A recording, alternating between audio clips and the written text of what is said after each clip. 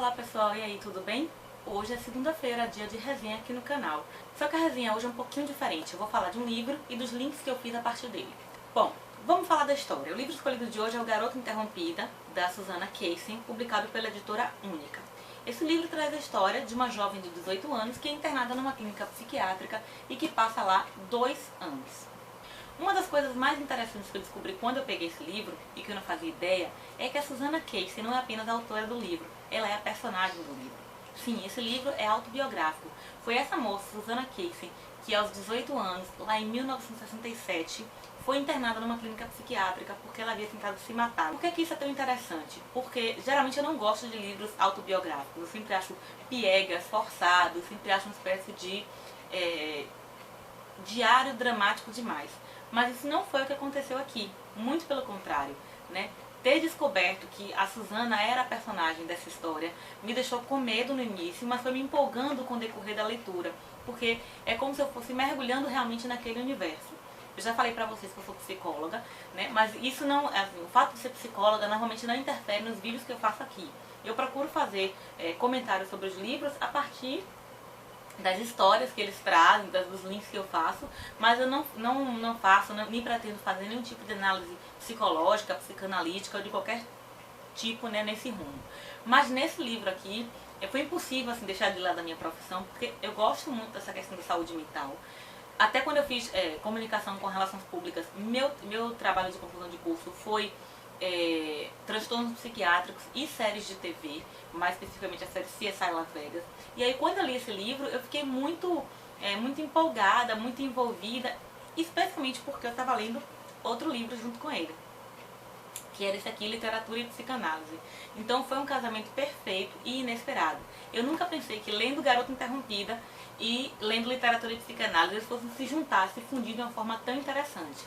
Esse livro aqui é da editora Única, esse livro é da editora Dublinense. Estava um tempo aqui em casa, eu pedi porque realmente são dois temas que me interessam muito, literatura e psicanálise. Eu não sou psicanalista, mas me interesso muito pelos estudos de psicanálise. E aí esse livro é formado por uma compilação de textos, né, que associam, que analisam, como o título já diz, literatura e psicanálise. É feito por vários autores, tem psicólogos, tem psiquiatras, filósofos, etc. É organizado pela, eu acho que deixa eu ver, deixa eu confirmar para não falar besteira para vocês. A Faculdade Porto Alegrense é que organizou esse livro e tem textos realmente excelentes. Para quem gosta de literatura e de psicologia e psicanálise, esse é um livro altamente recomendado porque ele é muito, muito bom. Não é um livro para você pegar, sentar e ler de cabo a rabo, como você faz com livros de ficção ou de biografia normal. É um livro para você ler, pelo menos é o que eu estou fazendo. Eu fiz várias marcações aqui dos capítulos que mais me interessavam e que eu queria ler logo. E aí, à medida que eu fui lendo, eu fui marcando aqui por cima, né? E eu já li 4 capítulos dele e só acho melhor do que eu esperava. O capítulo especificamente que se relaciona à resenha de hoje é esse aqui. Diário e Delírio na Caverna do Cíclope, ou do Ciclope. É de Robertson Rosa dos Santos, que é psicólogo, doutorando em Teoria da Literatura pela PUC do Rio Grande do Sul.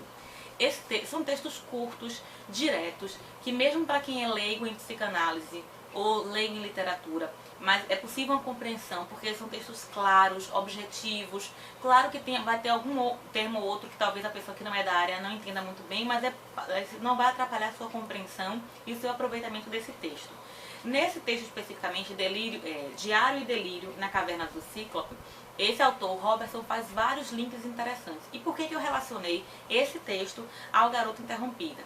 Primeiro porque o Garota Interrompida em si é uma espécie de diário da Susanna Kaysen, né? Foi a forma que ela encontrou de trabalhar as emoções e a experiência que ela viveu nesses 2 anos de clínica psiquiátrica, né? Dos encontros que ela fez, das descobertas que ela fez durante essa internação, da evolução que ela teve enquanto pessoa, né? E dos estigmas, dos estereótipos, das reflexões que ela fez. É um livro muito, muito, muito interessante e que é super curtinho.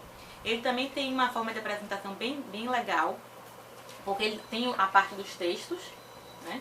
E tem a parte também em que ela inclui pedaços de prontuário, pedaços de ficha, entrevistas. Tem essas variações no texto de Garota Interrompida.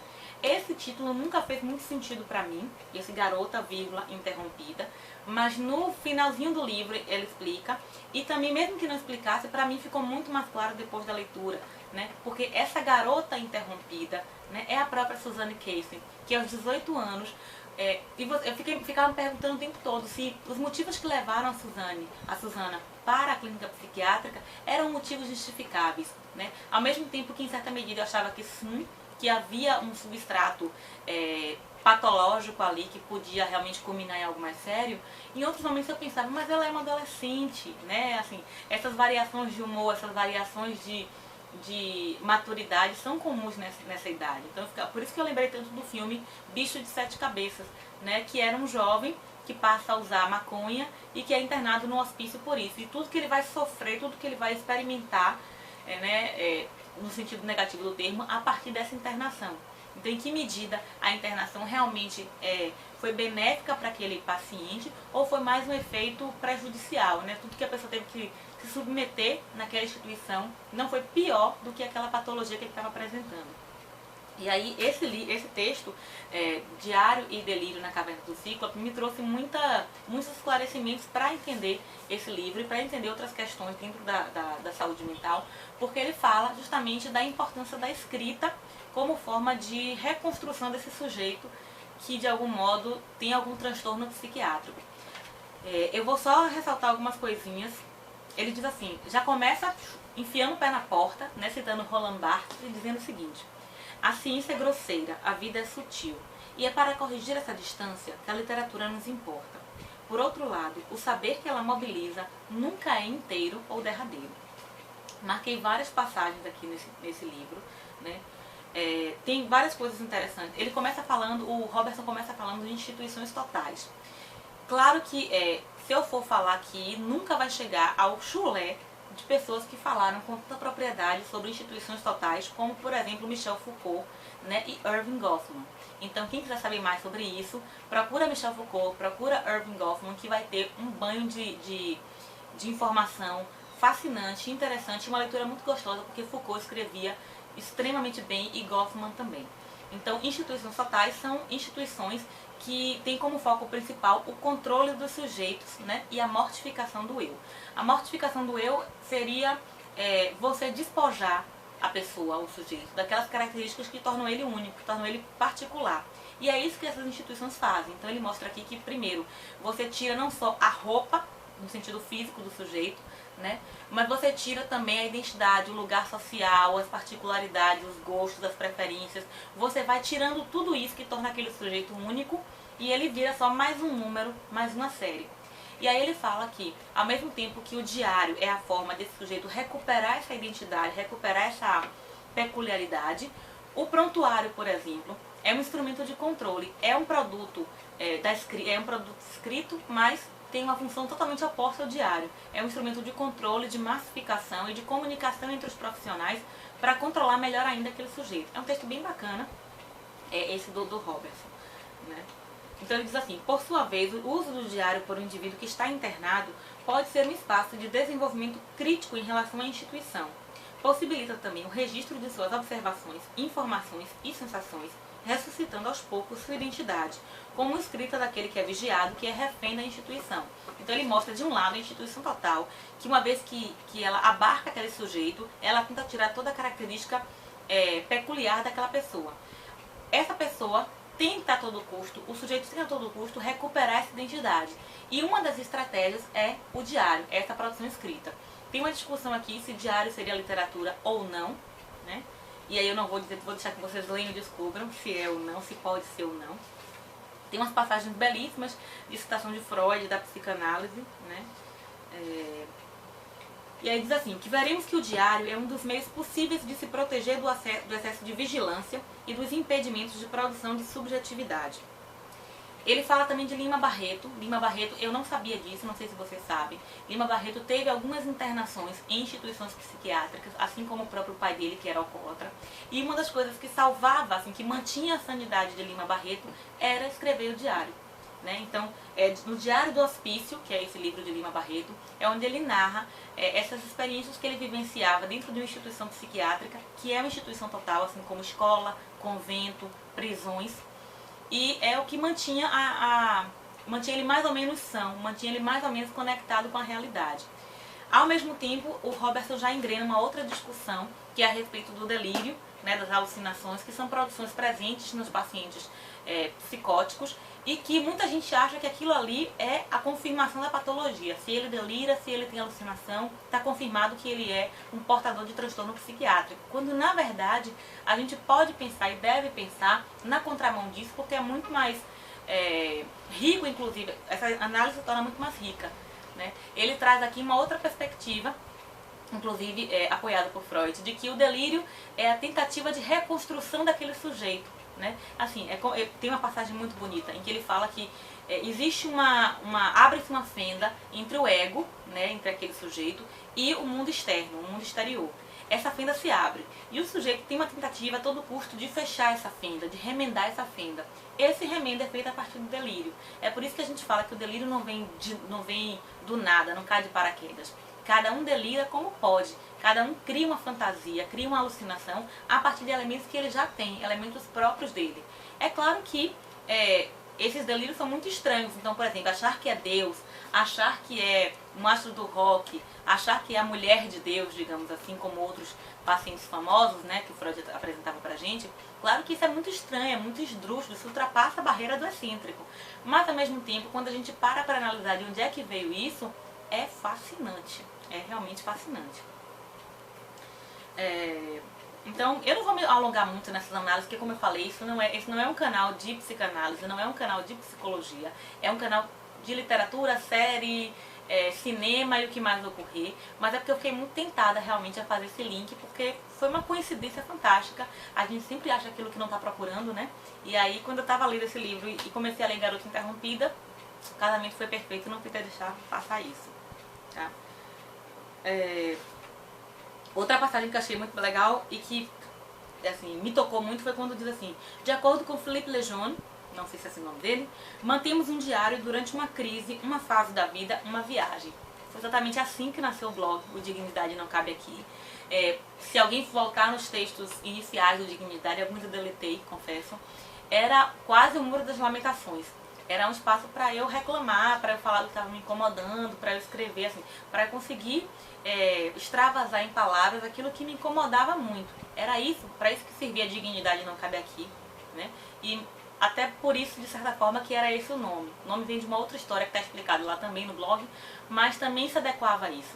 Então era meu Muro das Lamentações, era meu espaço de extravasamento de tudo aquilo que me incomodava. Essa função foi mudando bastante. Ainda hoje, de vez em quando, aparece alguma queixa, alguma birra, mas em frequência muito menor do que no começo, quando esse blog surgiu. E realmente esse extravasamento, essa escrita catártica, essa escrita libertadora me ajudou muito naquela época, né? Foi o que me ajudou, que me empolga, que me linka tanto ao blog e faz com que eu não pense em me desfazer dele, pelo menos não tão cedo. Bom, acho que é isso, né? Esse vídeo foi o primeiro vídeo que eu faço, né, relacionando alguma coisa de psicologia, psicanálise com um livro de literatura, esse aqui. Essas duas leituras me lembraram um filme que é Escritores da Liberdade. Eu não lembro agora quem é a atriz que faz, estou aqui com a imagem dela, mas não lembro, vou tentar deixar as referências aqui. Mas é um livro muito bacana, é um clichêzão, né? Uma professora que tem o sonho de fazer a diferença, vai trabalhar numa escola e para ela entregue uma turma de fracassados, né, de losers, então alunos que vêm da periferia, que muitos são imigrantes e são a pior turma da escola, e ela ganha essa tarefa, né, esse desafio praticamente de recuperar aquela turma que ninguém quer e que hostiliza essa professora no começo e tal, e que no fim é digamos, um remake, uma espécie de remake de Ao Mestre com Carinho, né, e de tantos filmes que a gente já viu. Noviça Rebelde? Não, gente. E Noviça Rebelde, tô louca. Enfim, é uma espécie de remake de Ao Mestre com Carinho e tantos outros que a gente já conhece. Mas o que me chamou a atenção em Escritores da Liberdade, o que me fez lembrar quando eu li isso aqui, foi justamente uma parte em que a professora se dá conta de que ela não conhece aqueles jovens, de que ela está tentando lidar com eles, se relacionar com eles, se comunicar com eles a partir das referências dela, e que a partir disso ela nunca ia conseguir fazer essa ponte, esse link. né? Nem eles conheciam a realidade dela, nem ela conhecia a realidade deles. Então ela precisava se colocar realmente no lugar deles para conseguir manter algum tipo de comunicação efetiva. E aí ela propõe que ela entrega cadernos em branco para eles e propõe que eles façam diários, escrevam diários. Inicialmente ela não leria esses diários, ela colocava num armário, que estava aberto, quem quisesse podia ir lá, escrever no diário, colocar de volta e ia ficar trancado todos os dias. Se um dia eles resolvessem que ela poderia ler, eles diriam isso. E é muito, muito legal, assim, a produção que esses meninos fazem nesse diário. E aí eu lembrei imediatamente quando eu li isso aqui, né? O quanto essa produção escrita pode ser fundamental para estruturar a identidade dessa pessoa, para trazer de volta a autoestima, a identidade, a noção de quem eu sou, de quem eu posso ser, do que eu quero fazer. Isso é muito, muito, muito bacana. Então, para fechar essa resenha, que saiu meio atropelado, mas eu espero que vocês entendam de alguma forma. Essa é a primeira tentativa de fazer uma resenha com links. O livro escolhido foi Garota Interrompida, da Suzanne Kaysen, que é a personagem central desse livro. Eu não contei mais da história, contei só a base, como ela começa, porque se eu contar eu vou matar a graça da história, porque é um livro super curto, você lê num tapa, lê numa tarde, é muito gostoso de ler, é muito gostoso ver tanto o personagem principal, que é a Susana, mas que tem outro nome aqui, quanto as demais personagens, assim, os destinos que cada uma foi tendo e a realidade mesmo de uma clínica psiquiátrica, né? Às vezes a loucura habita em dois extremos. Ou é aquela pessoa abjeta que você quer longe, não quer nem contato, e eu presenciei uma cena ontem surreal, que me incomodou muito. Era um portador de transtorno psiquiátrico na rua, estava rasgando papel, e uma moradora indignada mandando ele rasgar mais pra lá. E aí uma senhora saiu de uma clínica e começou o discurso, né? Eu acho que deviam pegar essas pessoas, e aí eu não vi nem mais o resto, porque é surreal você pensar que as pessoas achem natural pegar essas pessoas, que são aquelas e não sou eu, não é o meu grupo, e enfiar em algum lugar e dar algum fim e tirar da vista. Isso me machuca profundamente. Mas enfim, a loucura habita esses dois lugares, né? Ou o lugar do abjeto, do que deve ser escondido, encarcerado e apagado da sociedade, ou o lugar do glamour, o louco gênio, o louco incrível, o louco excêntrico. Quando na verdade a maioria dos loucos habita o meio, né? Ou fica flutuando entre as duas coisas, ou pior, não tem lugar social para ocupar. Então é um livro muito bacana, ele tem uma proposta despretensiosa, né? Ao mesmo tempo que ele é super denso pelo conteúdo em si, pelas entrelinhas. É um livro rápido de ler, fácil, uma leitura bem dinâmica, capítulos curtos, você lê num ritmo muito bom. A Suzane tem uma escrita bem bacana. Eu não sei se ela escreveu outras coisas, mas eu fiquei interessada em saber. Mas esse livro em si é muito legal. Eu pretendo inclusive rever o filme para dar uma arejada na minha memória. E esse livro, como eu falei, Literatura de Psicanálise de Áreas Contemporâneas, da Dublinense, é muito, muito, muito, muito bom. Ele traz várias reflexões e aí ele vai pensando autores da psicanálise com textos literários, com cinema, com teatro. É uma leitura super recomendada e eu estou lendo aos pouquinhos, assim, conta-gotas e degustando, saboreando cada capítulo, tá certo? Como eu falei, o texto que eu usei para pensar essas coisas na resenha de Garota Interrompida foi Diário e Delírio na Caverna do Cíclope, do Robertson Rosa dos Santos. Excelente o texto. É isso, espero que não tenha ficado muito confuso. Quem sabe mais à frente eu faço outras incursões nessas misturas. Um beijo e até mais. Tchau.